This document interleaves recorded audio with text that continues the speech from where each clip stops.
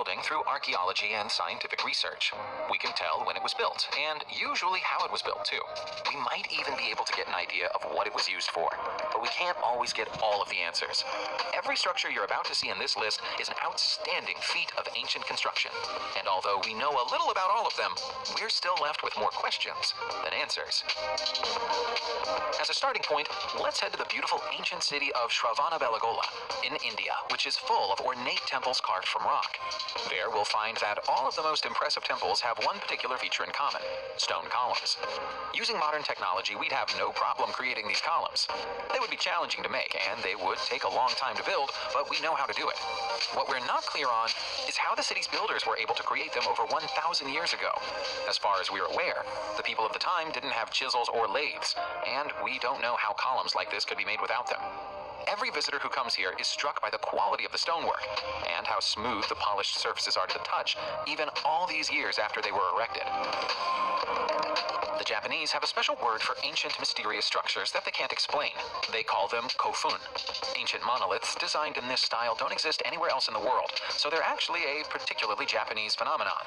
Their name roughly translates as ancient mound tomb, although that only explains part of their purpose. Seen from above, kofun look like keyholes.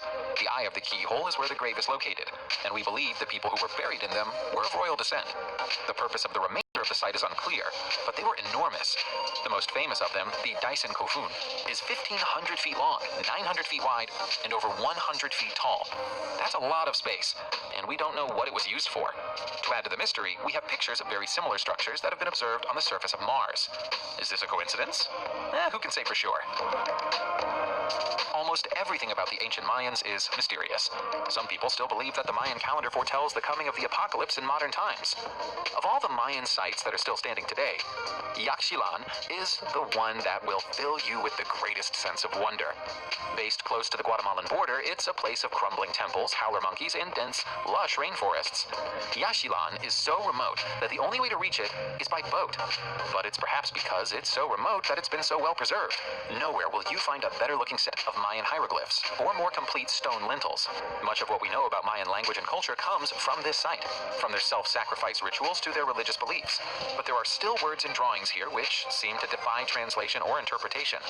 This was a holy place to the Mayans, and a sense of that sacredness still exists within the walls. Carving a huge temple out of a single piece of rock by hand strikes us as the most difficult way of possibly creating a building. That hasn't stopped people doing it, though. This is the Kailasa Temple in India, which is the single largest monolithic building in the world.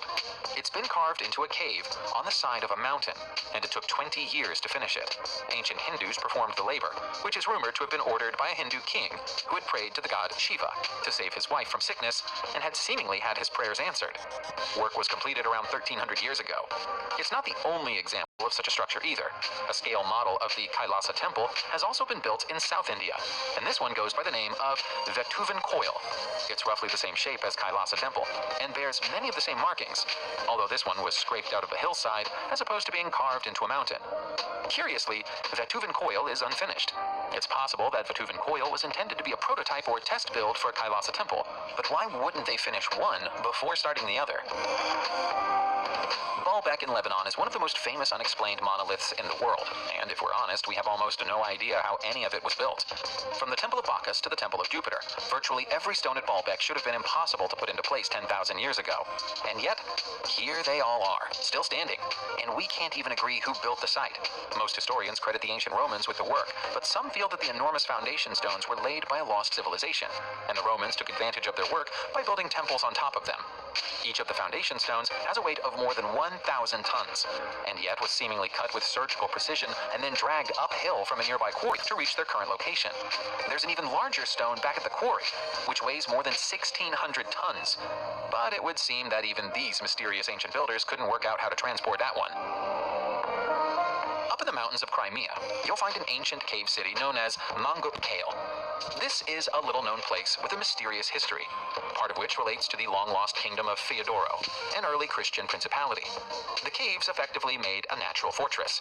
Reaching them would be a difficult task, even for the people who lived there, and an attacking army would have had almost no chance. Most historians concur that it was a Byzantine emperor who ordered the first of the buildings to be erected here, sometime around the year 500. That first building was called Doros, which was still in use by the 13th century as part of the Crimean Gothia. 200 years later, the whole kingdom of Feodoro fell to the Ottomans. They purged Mangkok with fire, but the Turks immediately rebuilt it and gave it the name we use today. Only Crimea became Russian territory during the 18th century did the last of the occupants leave, and it's been standing empty ever since. All we have to remember them by today are the ancient frescoes that cover the rock. Once upon a time, Kaunos was a significant port city close to Dalyan in Turkey. Nowadays, it's a forgotten and desolate place, and has been since approximately the year 1500. For 2,500 years before that, though, it was a thriving and beautiful city, where it appears that multiple different cultures lived harmoniously side by side. Perhaps the most striking archaeological features at Kaunos are the ornate tombs, which were carved out of rock. This is a masonry skill that's been almost completely forgotten in the modern world. The multicultural aspect of the site might be explained by the fact that the ownership of the city changed many times over the years. Because of its port and its position, it was a very desirable location for trade, and so all the dominant powers of the era wanted to control it. Most of them got to take a turn. The Romans had the longest single rule, taking control around 2100 years ago and holding it until the 1300s, when it was conquered by Turks. Of all the ancient tombs in Petra, Jordan, the famous urn tomb makes for the most visually impressive sight. Originally, the tomb was created for just one inhabitant, King Malicos II, who died just under 2100 years ago. Although the interior of the tombs appears to have been decorated with a complex pattern, this is all the natural formation of the rock at the site. There's plenty of space inside. It measures 60 feet by 68 feet. Perhaps that's what attracted the Byzantines here 1500 years ago. They came and converted it into a cathedral by flattening the rock and adding 2 layers of vaults. Look up high between the pillars inside the urn tomb, and you'll find 3 openings in the rock, which can't be accessed from the ground. They're all tombs, and one of them still has its closing stone in place. We believe, but have no way of knowing, that if this stone were rolled back, we'd find the remains of King Aretas IV. It takes a very brave traveler to visit the site of the Kipina Monastery in Greece. Built in the year 1212, it's carved directly into the side of a cliff outside Calorites, and is directly above a sheer drop. The location was chosen to be deliberately hard to access. By positioning themselves here, the monks could easily defend themselves from raiders. They must all have had a very good head for heights. Back when it was inhabited, the monastery was dedicated to the Assumption of the Virgin Mary. Nobody is living there anymore, although the fixtures and fittings are all carefully maintained and cleaned.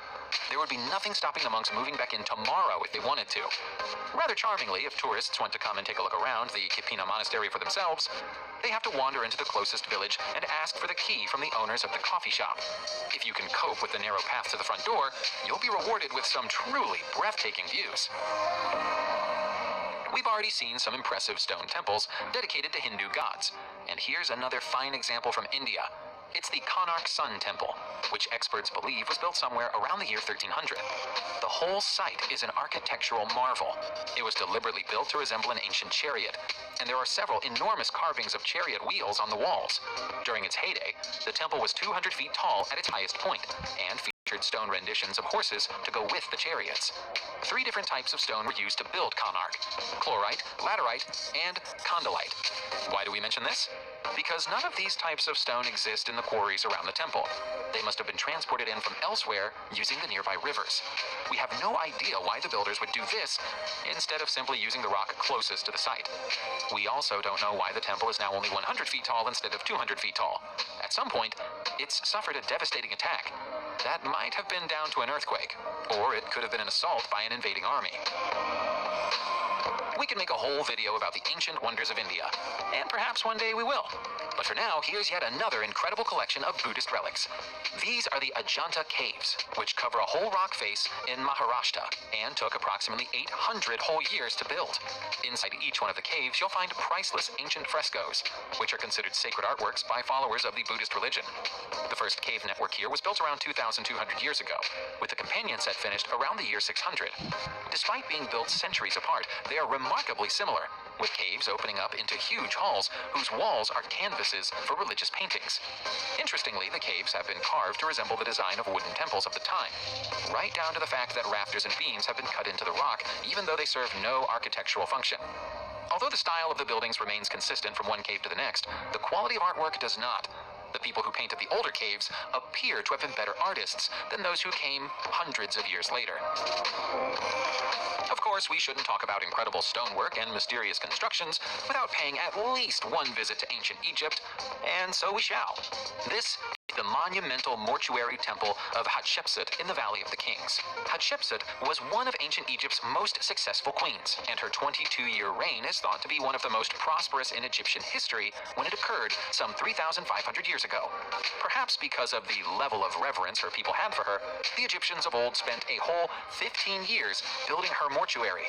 Perhaps the most notable features within the mortuary are two long colonnades, sequences of columns upon which the great achievements of the pharaoh are recorded in the form of carvings and reliefs.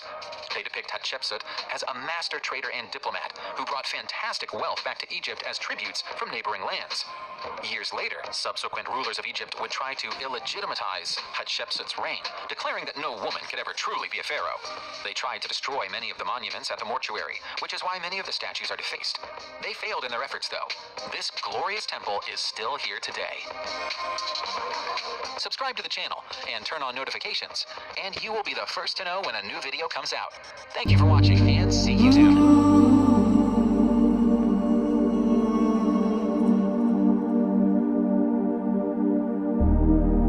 Mándame la señal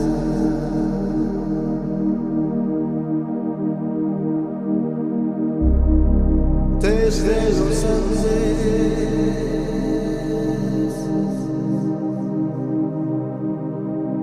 ¿Cuándo llegará y la señal?